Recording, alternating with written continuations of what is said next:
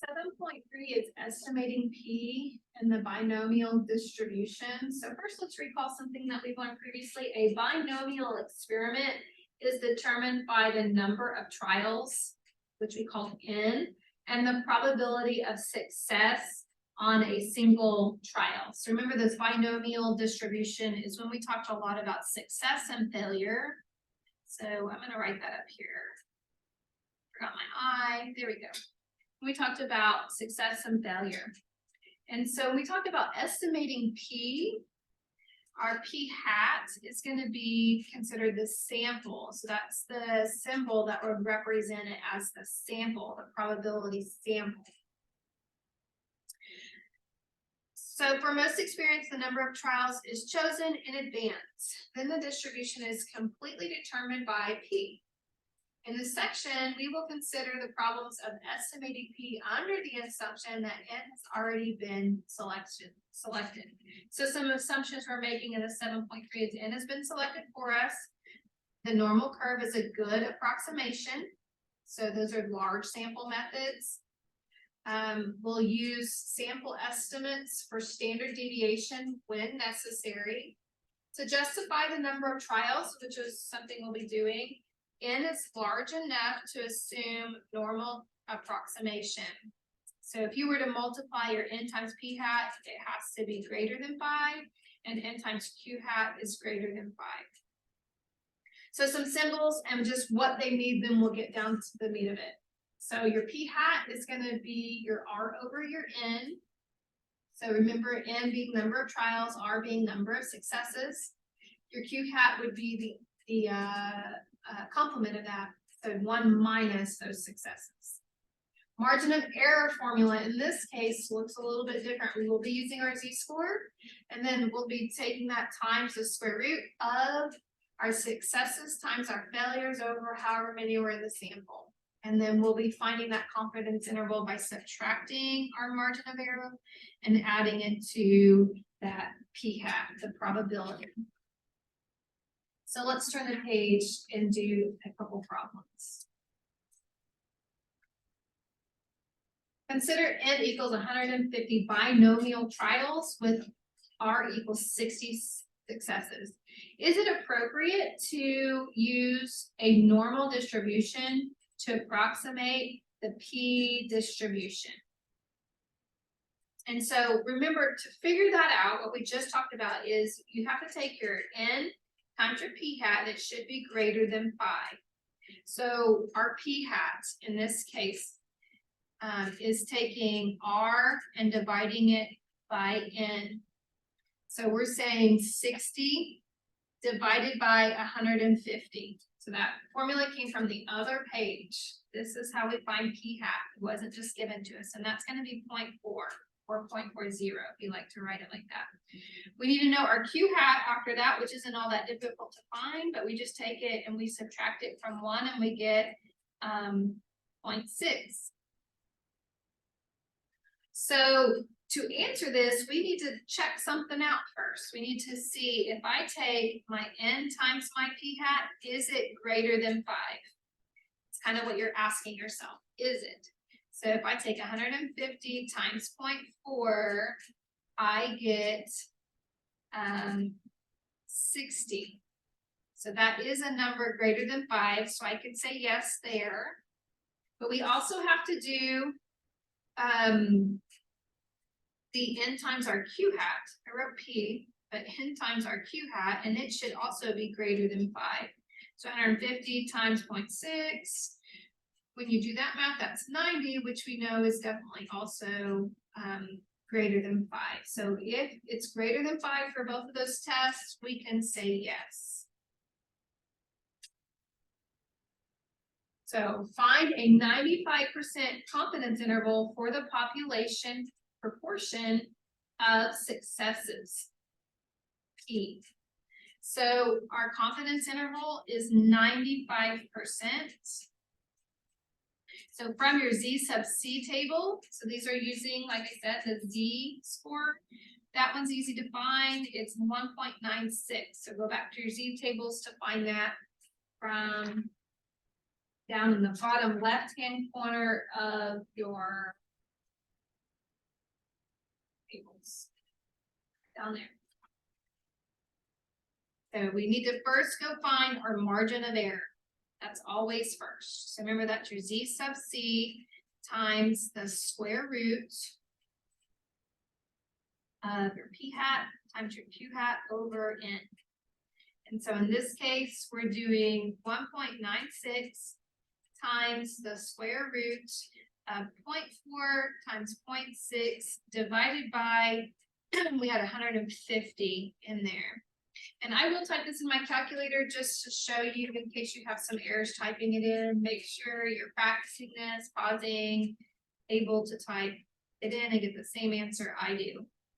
So you will use your square root symbol first and then put a fraction underneath it and type in 0.5 times 0.6. And then you're going to divide by 150. And then make sure you're all the way out of that and close the parentheses on the outside of all that's happening with that radical. And so in this case, we get 0.0784. So this is our margin of error.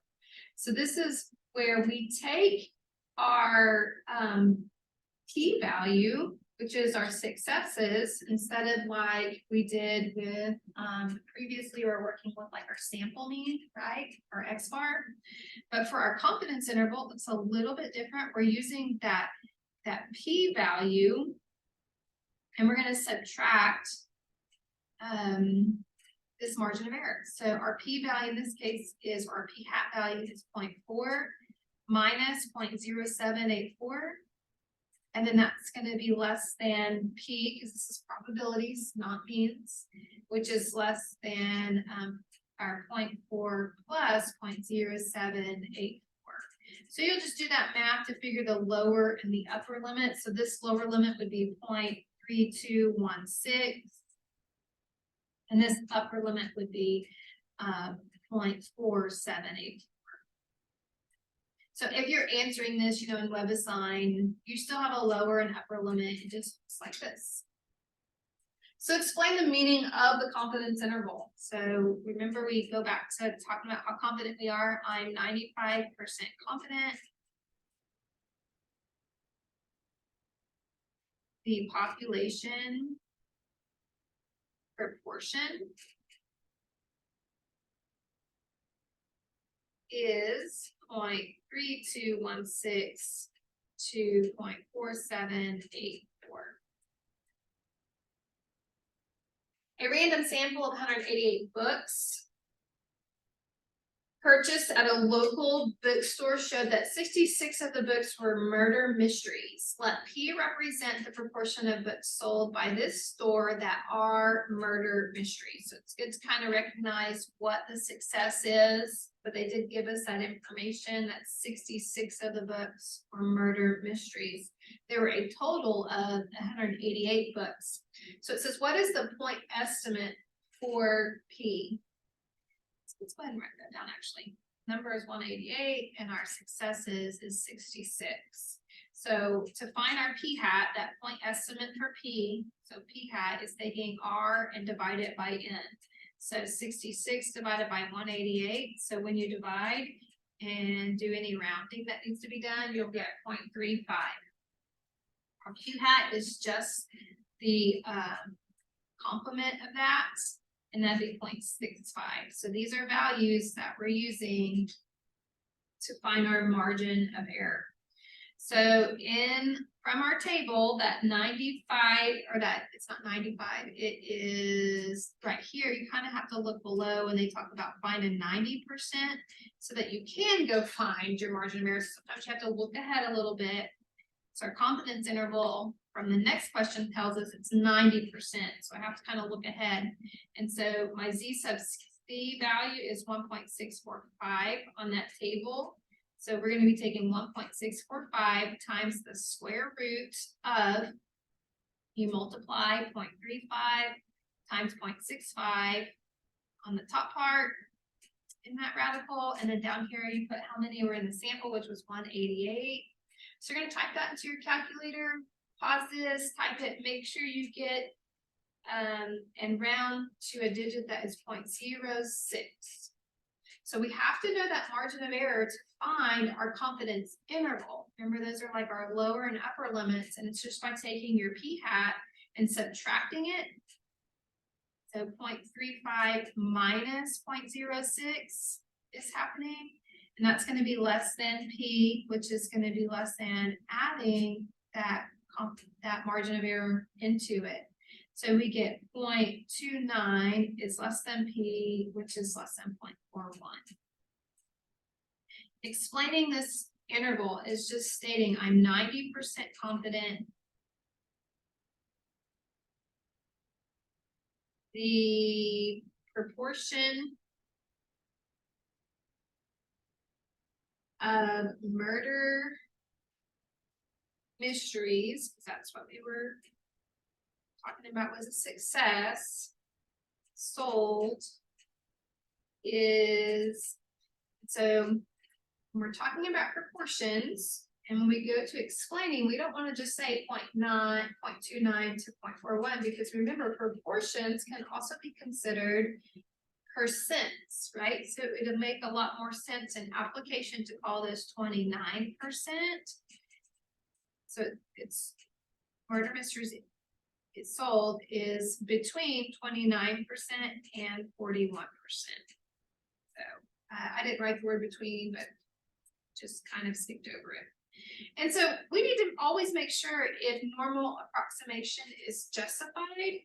And so remember, that's just by taking and making sure that when you take the number of people, whatever it's sampled times its successes, make sure that, which it is greater than 5. And so when you multiply that, so we could say yes to this one, right? Because it is greater than 5, and then times the Q hat, make sure it is greater than 5. So 188 times 0.65 is 122, obviously. It's going to be bigger, but we're just doing it. So you would say, yes, it is justified.